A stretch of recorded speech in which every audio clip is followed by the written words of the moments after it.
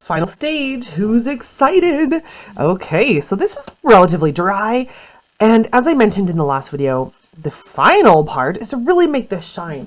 So now we are going to add some highlights. So think about a mirror. If you shone a light off of it, you have some spots in one square that are light and some that are dark. So what we really want to do is add some of those highlights to some of our mirror ball sections. All right, so I recommend a smaller brush and probably some water, because for this, it's really likely we want to water down our paint. If we just start painting hard lines on these, they might look a little harsh. So if the paint is a little bit see-through from the water, that will work really well. So I'm going to start with kind of a lighter color, and you can just pick a few. So you want a lighter color on your square than what's already there. So if I just start kind of glurbing some paint kind of on the side and on the corner, you can see how it's just kind of making a little bit of a mirror excuse me, reflection. So pick a few and do that in a few of the corners. Maybe you just want a little bit of a line. You can make them kind of different shapes if you want.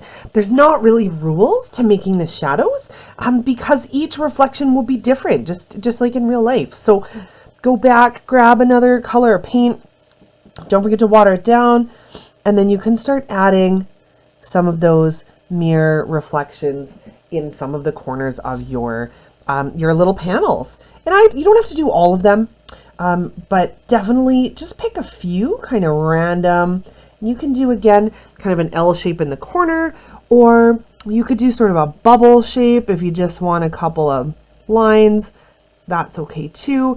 There's not really rules to this. We're just trying to make it look like there's reflections happening on some of our mirrors.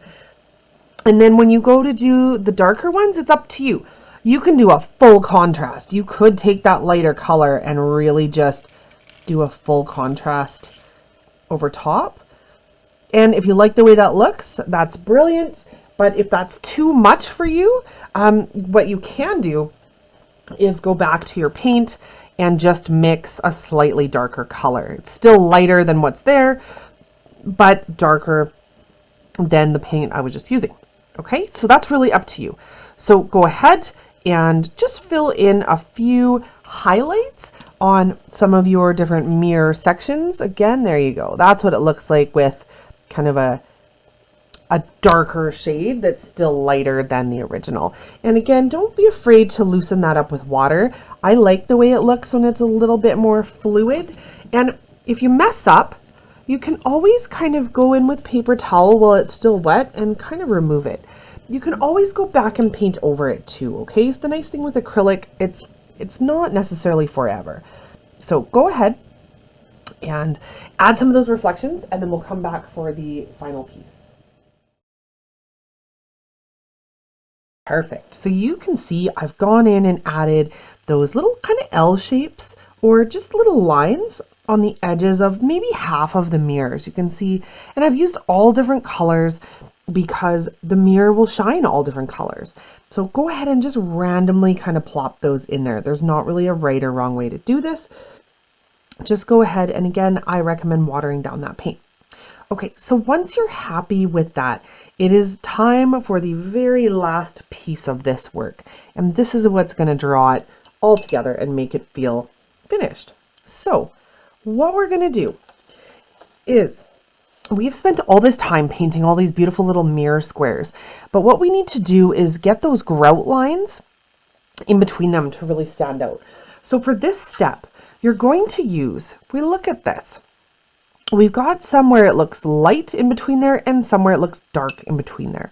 So what we're going to do is go back to our kind of light and dark colors. So here's what I want you to do. Take a little bit of water on a wet brush, a nice skinny little brush, and stir up kind of a darker color. It doesn't have to be black, but just a darker shade.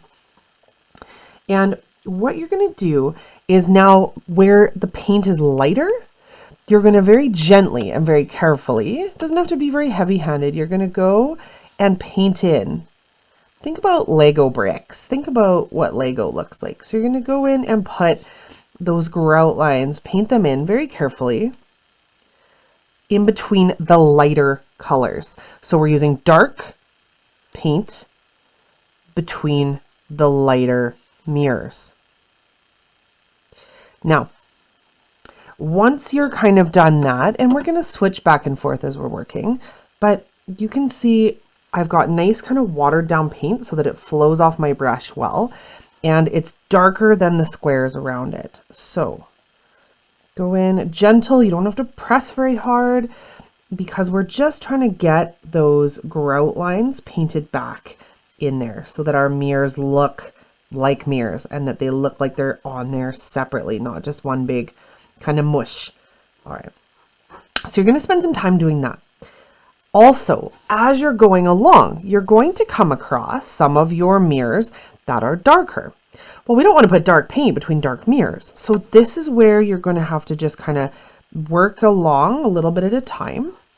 And when you get to a section with darker mirrors, like here, you're going to go back in and get a slightly lighter color. So again, water, mix it in because it's going to make your paint flow off your brush, but we want a little bit of a lighter color. It doesn't really matter what color, what shade of pink it is, but we just want it to be lighter and again, loose from the water. So now I'm going to go between my darker mirrors and run this lighter color.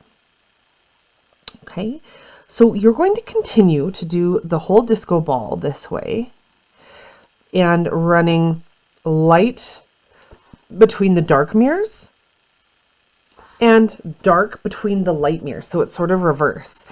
And again, there's not really a right or wrong formula to this. You can even switch to like this kind of middle pink if you want. Like there's not a wrong way to do this. We just want to get light color around the dark mirrors, dark around the light mirrors, just to contrast and really make them pop out. So I'm going to go ahead and do that. And then we'll come back at the very end and we will be completely finished.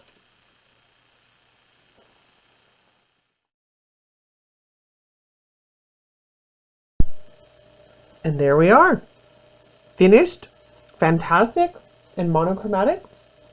So be proud of your work, make it your own, and I really hope you enjoyed this monochromatic disco ball tutorial.